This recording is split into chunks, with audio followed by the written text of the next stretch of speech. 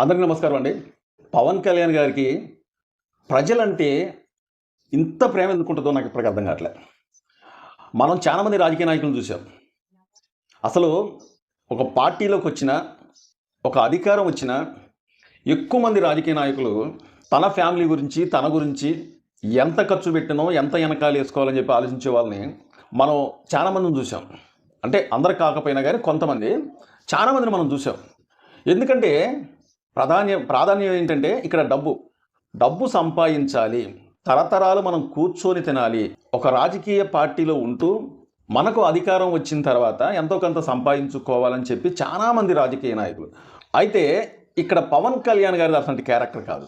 ఎంతో కొంత వెనకాలేసుకోవాలంటే అతనికి సినిమాలు చాలు, అసలు అయ్యే ఎక్కువ నాకు తెలిసినంత వరకు.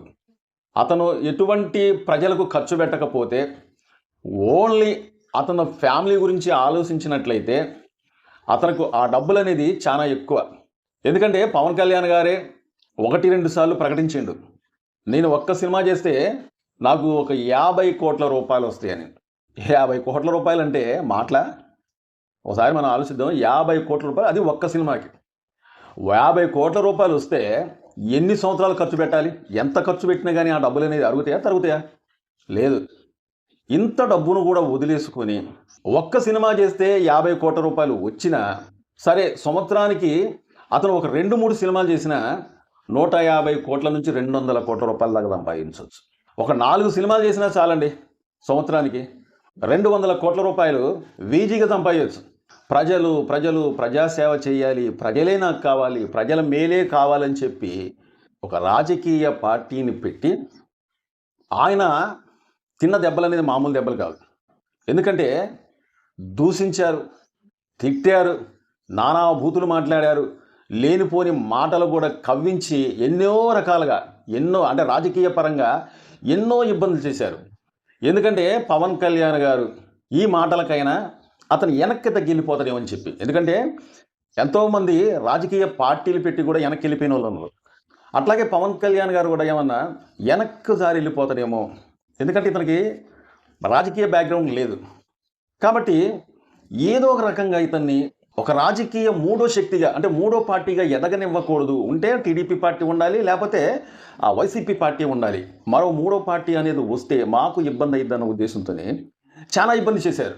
అయినా సరే నాకు ప్రజలు కావాలి, ప్రజలు మేలు కావాలని చెప్పి ఉన్నా ఇక్కడే ఉంటా, చనిపోయినా ప్రజల గురించే చనిపోతాని చెప్పి ఎన్నో ఇబ్బందులు పడి అతను రాజకీయ పార్టీ పెట్టి పడి లేచిన కెరటంలాగా ఈ రోజున 21 ఎమ్మెల్యే సీట్లకి 21 ఎమ్మెల్యే స్ట్రైక్ రేట్ సంపాదించిన 100కు 100%.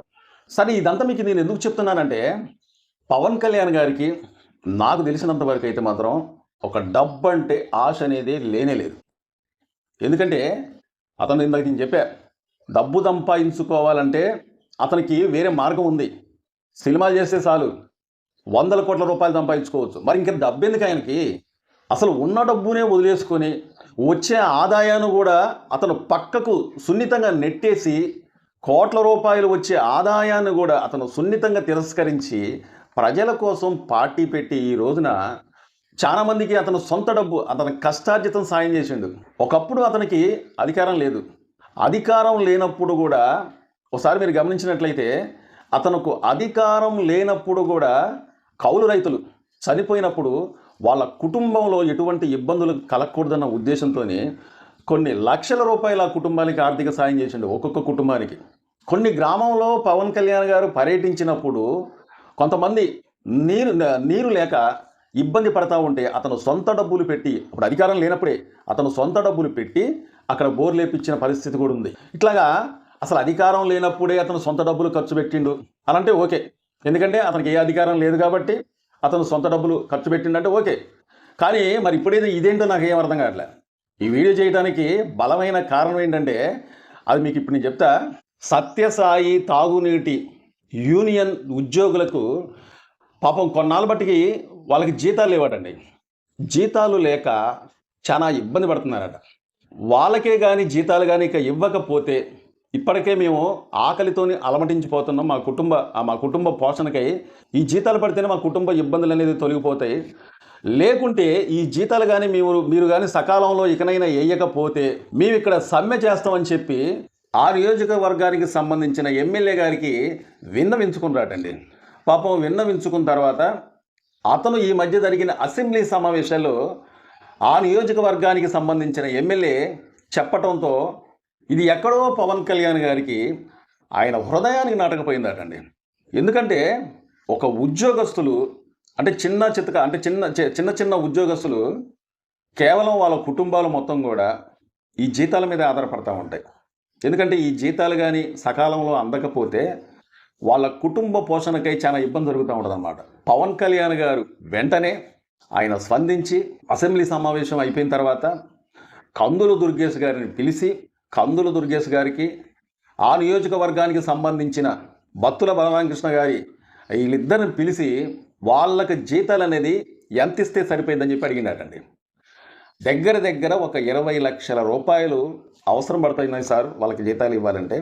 కొన్ని నెలలుగా నుంచి వాళ్ళకి జీతాలు అనేది ఆ ప్రభుత్వం అందజేయలేదండి. కాబట్టి 20 లక్షల రూపాయలు కావాలి సార్ అంటే వెంటనే స్పందించి ఆయన 20 లక్షల రూపాయలు కందుల దుర్గేష్ గారికి బత్తుల బలరామకృష్ణ గారికి అందజేశారటండి. అందజేసిన తర్వాత అక్కడ ఉన్న చిరు ఉద్యోగస్తులకి జీతాలు అనేది సకాలంలో అందించారటండి. ఇది పవన్ కళ్యాణ్ గారి. అదేనండి నాకు అర్థం కాని విషయం ఏంటంటే, ఒకప్పుడు పవన్ కళ్యాణ్ గారు అధికారం లేదురా బాబు అంటే నేను అనుకోవచ్చు. సరే అతను సొంత నిధులతోని సొంత డబ్బులు ఖర్చు పెట్టిండంటే నేను అనుకోవచ్చు. మరి అధికారం ఉన్న తర్వాత కూడా ప్రభుత్వం నుంచి అంటే 1, 2, 3 నెలలు ఏమన్నా లేట్ అవుతుంది, ఉద్యోగస్తులకి వేయాలంటే డబ్బులు వేయాలంటే ఇబ్బంది అవుతుందన్న ఉద్దేశంతోనే ఇప్పటికి కూడా ఇతను సొంత డబ్బులు సొంత నిధులు 20 లక్షల రూపాయలు ఈ ఉద్యోగస్తుల అకౌంట్లో వేసి వాళ్ళకి ఇబ్బందులు అనేది తొలగదీసిందంటే ఇంకా పవన్ కళ్యాణ్ గారి గురించి ఏమని చెప్పాలి, ఎన్నని చెప్పాలి. ఒకప్పుడంటే అతనికి అధికారం లేదు, మరి ఇప్పుడు అధికారం ఉంది. అధికారం ఉన్న ప్రభుత్వం నుంచి డబ్బులు రావటం ఒకవేళ లేట్ అయిద్దన్న ఉద్దేశంతోనే ఒకప్పుడంటే అధికారం లేదు, అధికారం లేనప్పుడు ఏదో ఖర్చు పెట్టిండు రైతులకు ఇచ్చిండు అంటే ఏదని అనుకోవచ్చు. మరి ఇప్పుడేంటి అధికారం ఉన్నా సరే ప్రభుత్వం నుంచి డబ్బులు రావాలంటే లేట్ అయిద్దన్న ఉద్దేశంతోనే అతను సొంత నిధులు సొంత డబ్బులు 20 లక్షల రూపాయలు వాళ్ళ అకౌంట్లో వేసి వాళ్ళ సమస్యలు తీర్చడానికి ఇప్పుడు పవన్ కళ్యాణ్ గారు పాటుపడిందంటే ఏమనాలి, ఎన్నని చెప్పాలి. పవన్ కళ్యాణ్ గారి గురించి ఎన్ని చెప్పినా తక్కువేనండి. ఈ వీడియో మొదట్లోనే నేను చెప్పాను. నేను పవన్ కళ్యాణ్ గారికి ఉన్న ధ్యాస ఏంటంటే పవన్ కళ్యాణ్ గారికి ఒక డబ్బు పిచ్చి కానీ ఒక అధికారం పిచ్చి కానీ అంటూ ఏమీ లేదు. ఎందుకంటే పవన్ కళ్యాణ్ గారికి కావాల్సింది ఏంటంటే ప్రజాసేవ, ప్రజల మేలు, ప్రజల మంచిగుంటే చాలు. ఇది పవన్ కళ్యాణ్ గారికి కావాల్సింది. మా వీడియో చాలా మంది చూస్తున్నారు కానీ సబ్స్క్రైబ్ చేసుకోకుండా చూస్తున్నారండి. మీరు సబ్స్క్రైబ్ చేసుకుంటే మమ్మల్ని ఎంకరేజ్ చేసినట్లు లెక్క. మీరు ఈ వీడియో చూసి వెళ్ళిపోకుండా ఈ వీడియోకి ఒక లైక్ చేయండి, అలాగే మీ అమూల్యమైన కామెంట్ తెలుపుతారని చెప్పి కోరుకుంటూ మా వీడియో నచ్చితే సబ్స్క్రైబ్ చేసుకోండి. మరో వీడియో కోసం ఎదురు చూడండి. మళ్ళీ వస్తాను. నమస్తే.